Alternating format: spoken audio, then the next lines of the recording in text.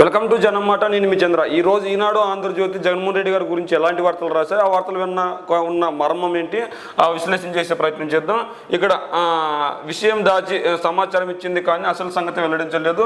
5 ఏళ్లలో 16,000 కోట్లు ఎలక్ట్రల్ బాండ్లు, అత్యధికంగా బీజేపీకి 6,000 కోట్లు, మొత్తం బాండ్లో దాదాపు సగం ఆ పార్టీకే. తర్వాత స్థానాల్లో తృణమూల్ కాంగ్రెస్, బీఆర్ఎస్ 7-8 స్థానాల్లో, వైసీపీ, టీడీపీ.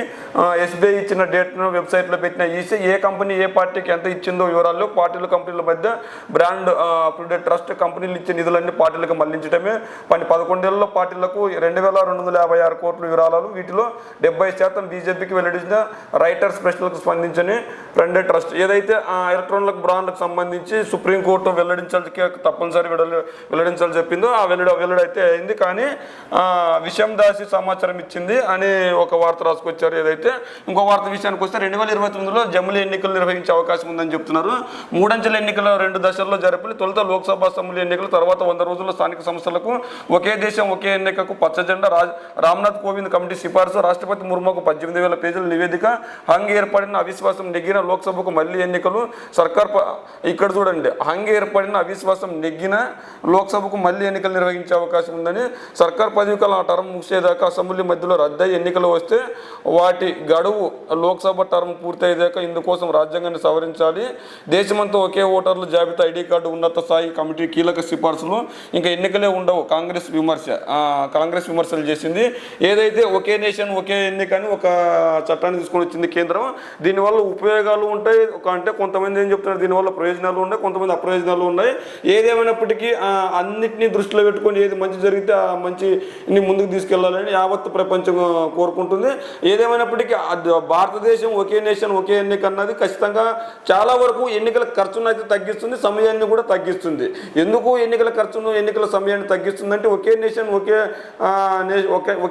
ఒకే ఎన్నిక అన్నది చాలా వరకు ఎన్నికల ఎలక్షన్ ఖర్చు తగ్గిస్తుంది, పని భారాన్ని కూడా తగ్గించే అవకాశం ఉంది. అదేవిధంగా టీడీపీ కూటమి సూపర్ హిట్ అంటూ రాష్ట్రంలో 20 లోక్సభ సీట్లు ఎన్డీఏ విజయ్. అధికార వైసీపీకి 5 స్థానాలు. సి ఓటర్ ఏబీవీపీ సర్వేలు వెల్లడి. నెట్వర్క్ 18 సర్వేలో వైసీపీకి 7 సీట్లు, టీడీపీ కూటమికి 18 స్థానాలు. జగన్ సర్కార్పై ప్రజల్లో తీవ్ర వ్యతిరేకత ఉంది. తెలంగాణలో కాంగ్రెస్ హైవా. 17 లోక్సభ స్థానాల్లో ఆ పార్టీ ఖాతాలోకి బీజేపీ 4, బీఆర్ఎస్ 2, ముస్లిమ్స్ 1. ఉత్తరాదిన మళ్ళీ బీజేపీ ప్రపంచం. పలు రాష్ట్రాల్లో కమలం clean sweep. ABP C voter survey అంచనా తెలంగాణలో బీజేపీ 8 సీట్లు గెలుస్తుందని న్యూస్ 18 సర్వే వెల్లడి.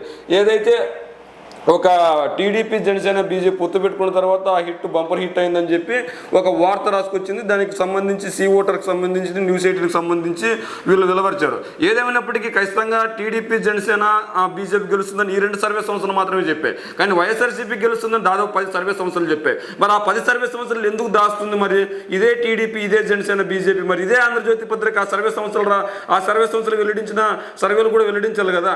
అంటే ఏం లేదు, అంటే వార్తను చాలా మందికి చేరే విధంగా చేర్చుతున్నారు. కానీ ఆ వార్త ఏంటంటే టీడీపీకి అనుకూలమైన వార్తలను చేర్చే విధంగా ప్రయత్నిస్తున్నారు తప్ప అంతకు మించి లేదు. వైఎస్ఆర్ కాంగ్రెస్ పార్టీ కూడా గెలుస్తుందని చాలా సర్వే సంస్థలు చెప్తున్నారు. ప్రతి నెల ఏ నెల అంటే టీడీపీ జనసేన పొత్తు పెట్టుకుంటే విధంగా ఉంటుంది, పొత్తు పెట్టుకోకపోతే విధంగా ఉంది, బీజేపీ గెలిస్తే విధంగా ఉంటుంది. ఇలా అన్ని అంశాలు క్రోడీకరించి వాళ్ళు సర్వేలు చేశారు. మరి ఆ సర్వేలను కూడా వెల్లడించింటే బాగుంటుంది. ఆ సర్వేలన్నింటినీ వెల్లడించకుండా కేవలం టీడీపీకి అనుకూలంగా ఉన్న సర్వేలు మాత్రం వెల్లడించడం ప్రజలు నవ్వుకుంటున్నారు. మరి ఏదేమైనప్పటికీ పట్టున్న వారికే పట్టం. 34 మందితో టీడీపీ 2వ జాబితా విడుదల. జనధారణ ఉన్న నేతలకి టీడీపీ టికెట్లు, మైనార్టీలకి మరో 2 సీట్లు కేటాయించే అవకాశం ఉందని కేటాయించారని చెప్తున్నారు. వైసీపీ నుంచి వచ్చిన ఆదిమూలపులకి సీట్లు, ఆదిమూలానికి సీట్లు. జనసేన బీజేపీతో పొత్తులు భాగంగా 144 స్థానాల్లో పోటీ చేరిన టీడీపీ ఇప్పటికే 128 మంది అభ్యర్థుల ప్రకటన. మిగిలిన 16 సీట్లపై ఇంకా కసరత్తు చేస్తుంది. నేడు ఎంపీ అభ్యర్థుల జాబితా విడుదల చేసే అవకాశం ఉందని ఒక వార్త రాశారు. పవన్ కళ్యాణ్ విషయానికి వస్తే పిఠాపురం నుంచి నిలబడుతున్న ఎమ్మెల్యేగా పోటీ చేయాలని ఉంది. ఎంపీగా పోటీపై త్వరలో నిర్ణయం. ఆంధ్రల భవిత కోసం సీట్లు త్యాగం తప్పలేదు పవన్. టీడీపీలో చేరిన కర్నూలు వైసీపీ ఎంపీ సంజీవ్. ఏదైతే ఈ పొత్తుకు సంబంధించి కొన్ని సీట్లు వెల్లడించారు. టీడీపీ 2వ విడత జాబితా విడుదల చేసింది. అందులో 34 సీట్లు కేటాయించింది. మరి పవన్ కళ్యాణ్ పిఠాపూర్ నుంచి చేయబోతున్నట్లు ప్రకటించేసుకున్నారు. అయితే ఏదేమైనప్పటికీ ఈ పొత్తు అన్నది ఒక సఖ్యతగా లేదు. ఇప్పుడు ఈ రోజు ఎంతో మంది టీడీపీలో టికెట్లు రాని వాళ్ళు బయటకు వచ్చి బాహటంగా నిరసన తెలుపుతున్నారు. అదేవిధంగా జనసేనలో కూడా టికెట్లు ఆశించి భంగపడిన వాళ్ళు కూడా బాహటంగా ట్వీట్లు చేస్తున్నారు, నిరసన తెలుపుతున్నారు. మేము పార్టీ కోసం పార్టీ స్టాండ్ కోసం కష్టపడ్డాం, కానీ ఈరోజు మాకు ఎమ్మెల్యే టికెట్ ఇవ్వకుండా మాకు అన్యాయం చేశారని చెప్పి జనసేన వాళ్ళు చెప్తున్నారు. ఇప్పుడు పిఠాపురంలో నేను పోటీ చేస్తున్నానని పవన్ కళ్యాణ్ ప్రకటించిన వెంటనే అక్కడ స్థానికంగా ఉన్న టీడీపీ అభ్యర్థి బలమైన అభ్యర్థి ఖచ్చితంగా నేను ఇండిపెండెంట్గా పోటీ చేస్తానన్న ఉన్న అంటే ఆయన 2014 ఎన్నికల్లో ఇండిపెండెంట్గా పోటీ చేసి దాదాపు 40,000 ఓట్ల మెజారిటీతో గెలిచారు. మరి ఆ రోజు వైఎస్ఆర్ కాంగ్రెస్ పార్టీకి 50,000 ఓట్లు వస్తే టీడీపీ పార్టీ కేవలం 15,000 ఓట్లు మాత్రమే వచ్చారు 2014లో. అలాంటి అభ్యర్థిని పిలిచి కనీసం మీ టికెట్ అన్నది కూడా లేదు. అయితే ఇక్కడ ఇంకో వర్షం వినిపిస్తుంది. పవన్ కళ్యాణ్ని ఓడించడానికి పిఠాపురం అభ్యర్థులు టీడీపీనే ఇండిపెండెంట్గా నిలబెట్టబోతుందని చెప్పి ఇంకో వర్షం వినిపిస్తుంది. మరి ఏదేమైనప్పటికీ టీడీపీ జనసేన పొత్తు అయితే కొలిక రాలేదు. మరి కొలిక రాకుండా వీళ్ళైతే కొలిక అంటే సీట్లు సర్దుబాటు అయితే మరి కింద స్థాయి నాయకులు కొలిక రాలేదంటున్నా. కింద స్థాయి నాయకులు కొలిక ఎందుకు రాలేదంటే వాళ్ళు ఖచ్చితంగా జనసేన టీడీపీ టికెట్ మాదంటే మాదని ప్రకటించుకొని ఈరోజు టికెట్ రాని వాళ్ళని చాలామంది బాధపడుతున్నారు. ఇన్ని రోజులు పార్టీ కోసం కష్టపడిన వాళ్ళు మాకు టికెట్ ఇవ్వకపోవడాన్ని ఎందుకు కేవలం 21 సీట్లు తీసుకోవడం అని జనసేన వాళ్ళు అంటున్నారు. ఇన్ని రోజులు అంటే 2014లో గెలిచినప్పటికీ 2019లో ఓడినప్పటికీ మేము టీడీపీని అంటిపెట్టుకుని ఉన్నాం. ఆ రోజు వైఎస్ఆర్ కాంగ్రెస్ పార్టీలోకి గిన పోయింటే మా పరిస్థితి వేరేలా ఉండేది.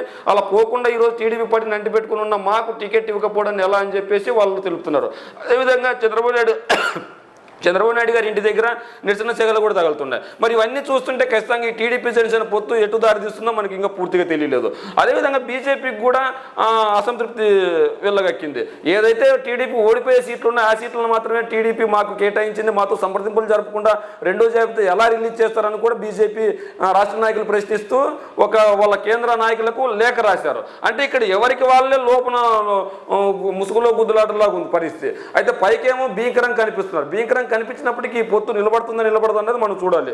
ఈ విధంగా ఉంది. మరి పిఠాపురం విషయానికి వస్తే పిఠాపురంలో పవన్ కళ్యాణ్ పోటీ చేస్తాడని తెలిపిన వెంటనే టీడీపీ నాయకులు జనసేన అధినేత పోటీ చేస్తున్నాడు మేము ఖచ్చితంగా సహకరిస్తాం అంటే జనసేన టీడీపీ ఓట్లు బదలాయింపు ఖచ్చితంగా ఉంటుందని టీడీపీ వాళ్ళు చెప్పినప్పటికీ మరి టీడీపీ నాయకులు సహకరించకపోయి జనసేన అధినేత పవన్ కళ్యాణ్ పిఠాపురం నుంచి పోటీ చేస్తాడని చెప్పిన వెంటనే అక్కడ ఎదురుగాలు వినిపించాయి. పవన్ కళ్యాణ్ సైతం చంద్రబాబు నాయుడు స్టిక్కర్లు చించేశారు, చంద్రబాబు నాయుడు స్టిక్కర్లు కాల్చేశారు, కాలుతో తొక్కారు.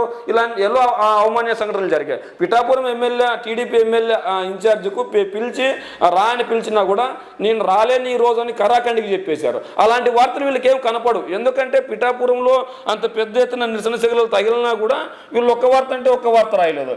నాది ఉత్తెత్తున ఒక్కడే జగనే స్వయంగా సెలవిచ్చిన వారం దాటాకే ఖాతాల్లోకి ఈబీసీ నేస్తున్న డబ్బులు బనగానపల్లిలో బటన్ నొక్కితే సీఎం వెళ్ళాడు, బ్యాంకు ఖాతాలో డబ్బులు పడేంత వరకు ఆ పేపర్లు ఛానల్ చూడవద్దని ఉచిత సలహా. కానీ తన రోత పత్రికను 1 కోటికి పైగా ప్రకటనలు పేటీఎం బ్యాచ్ను పోషించే ఏదైతే జగన్మోహన్ రెడ్డి గారు నిన్నే చెప్పారు. ఏం చెప్పారు? ఖచ్చితంగా ఎన్నికల కోడ్ ఉంది, అందుకే ముందుగా బటన్ నొక్కాల్సి వచ్చింది. ఎన్నికల కోడ్ కానీ లేకుంటే ఆ రోజే బటన్ నొక్కేవాడిని.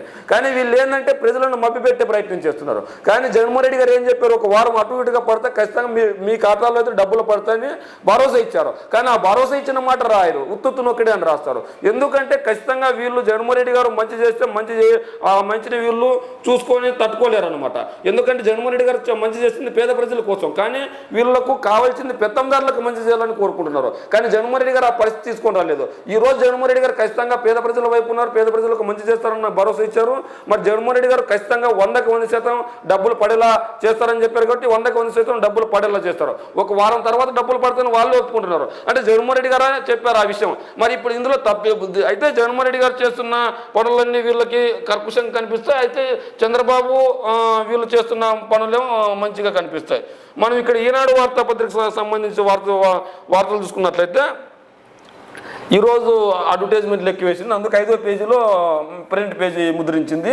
ఇక్కడ ఎలక్ట్రానిక్ సంబంధించి ఆధారాలంగా విరాళాలు పార్టీలకు 11,671 కోట్లు, భారీగా ఎన్నికల బాండ్లు కొన్ని కంపెనీల వ్యక్తులు, 1,300 కోట్లకు పెరిగిన గేమింగ్ కంపెనీ ఈడీ దర్యాప్తుల సంస్థ, మేఘా ఇంజనీరింగ్ విరాళం 900 కోట్లు, ఒక నెలలోని సిరిడిసా ఎలక్ట్రానిక్ విరాళం 40 కోట్లు, విరాళాలకు వెబ్సైట్లో ఉంచిన ఎన్నికల సంఘం, ప్రధాన పార్టీలన్నిటికీ లబ్ధి, భాజపాకు దాదాపు 6,000 కోట్లు, తృణమూలకు 160 కోట్లు, సారీ 1600 కోట్లు, కాంగ్రెస్కు 1400 కోట్లు, భారతకు 1215 కోట్లు, అంటే బీఆర్ఎస్ పార్టీకి, వైసీపీకి 333 కోట్లు, తెదాపకు 219 కోట్లు, జనసేనకు 21 కోట్లు వచ్చినట్లు రాసింది. అంటే ఇవన్నీ చెప్పింది. అయితే ఇంటి శత్రువును ఆలస్యంగా గుర్తించాం, నా భర్త హంతకుల్ని జగన్ కాపాడుతున్నారు, జగన్ వివేక హత్య గురించి జగన్కు ముందే తెలిసిన సాయంత్రం వరకు ఎందుకు రాలేదు, న్యాయం కోసం వెళ్తే నా కుమార్తె అల్లుడిపైన నేరం మోపాలనుకుంటున్నారు, జగన్ సహకరించాలని తెలిసాకే నా కుమార్తె సునీత ఒంటరి పోరాటం చేస్తుంది, జగన్కు ఓటేద్దని నేను పిలుపునిస్తున్న ఈనాడు ఈటీవీ ముఖాముఖితో వైఎస్ వివేక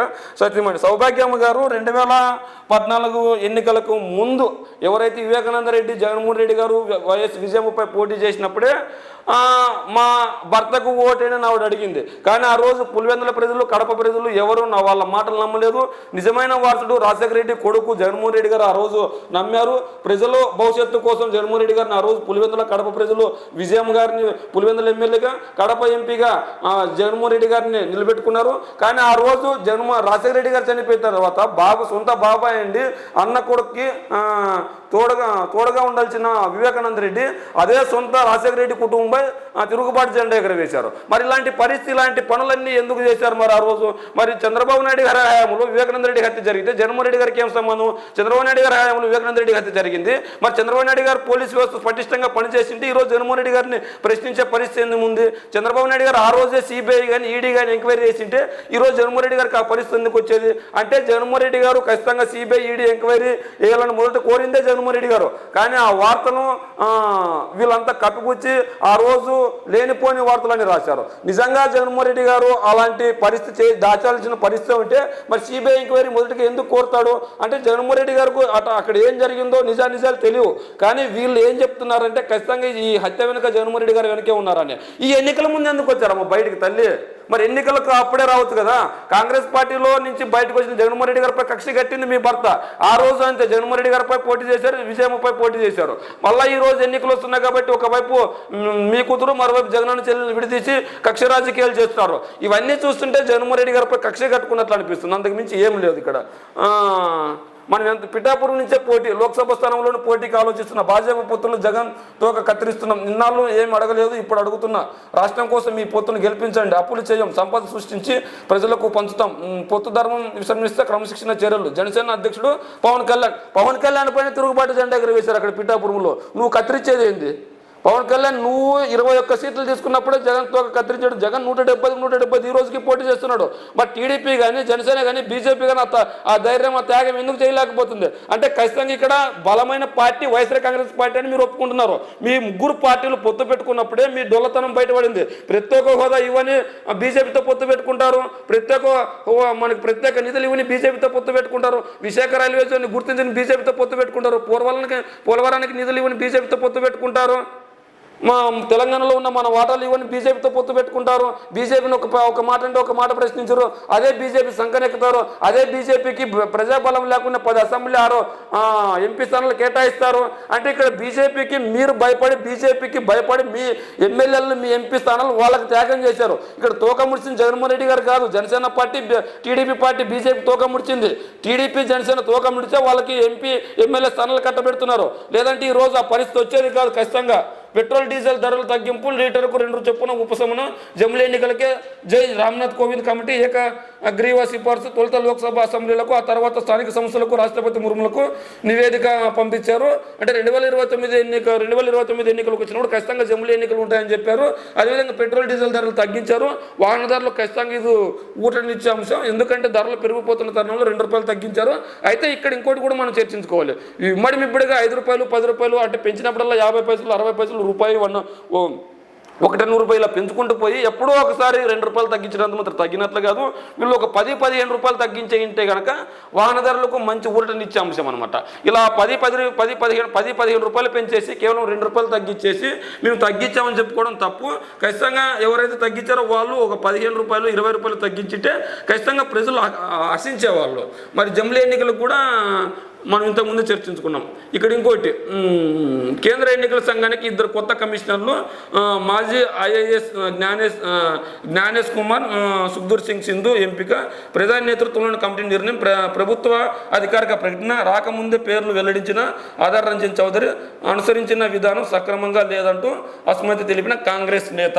అభ్యర్థుల ప్రకటనలో అదే దూకుడు. 34 మందితో తెదేపా రెండో జాబితా. జనధారణ ఉన్న వారికి ప్రాధాన్యం, సామాజిక సమతూకం పాటించమని వీళ్ళు చెప్తున్నారు. జనధారణ ఉన్న వాళ్ళకే ఉన్నట్లయితే అక్కడ పిఠాపురంలో 2014లో ఇండిపెండెంట్గా గెలిచాడు. అది కూడా భారీ మెజారిటీతో 47 ఓట్లతో భారీ మెజారిటీతో గెలిచిన పిఠాపురం టీడీపీ ఎమ్మెల్యే అభ్యర్థికి ఈరోజు టికెట్ ఎందుకు కేటాయించలేదు అంటే మీరు లోపాయకరంగా అక్కడ జనసేన అధినేత పవన్ కళ్యాణ్ కేటాయించారు. కనీసం అతన్ని పిలిపించి ఇది పరిస్థితి అని చెప్పిన దాఖలాలు కూడా లేవు.